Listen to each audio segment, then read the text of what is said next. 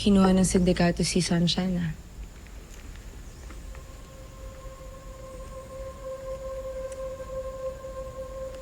Siya sinabi din ni JJ na girlfriend ka daw? Si Emma? Katulad ni Sunshine, kinuha din daw siya ng sindikato. Ayaw pag-usapan yung tungkol dyan. Galo, nakikipag-usapan naman ako. Ayaw kong pag-usapan. Pag-usapan natin lahat maliban yun. Galo, kahit pa paano kilala kita, okay? Kaya alam ko that you're hurting. Okay lang ako. Galo, Ano Galo, pinagsasabi mo? sana makatutulungan eh. Hindi ko kailangan ng tulong. Kailangan mo ng tulong, Galo.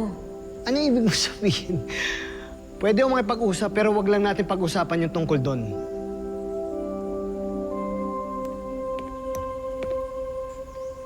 Sinasabi ko na nga ba eh! Ikaw yung kinikwento ni Sunshine na ka-MU mo, kuya, di ba? Tama ko? Kasali ka ba sa usapan? Ay, hindi po. Sorry. Sorry. Sorry. Kayong dalawa, pwede ba itabi niyo muna yung mga issues niyo and focus on the case? Please? Sorry, Chief. Parang ayaw ata ni Galo na nandito ako eh. Tawagin niyo na lang ako kapag kailangan niyo na ako, ha?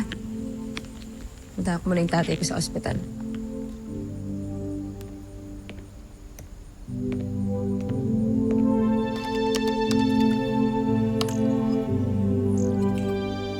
Pang! Huli ka, Balbon!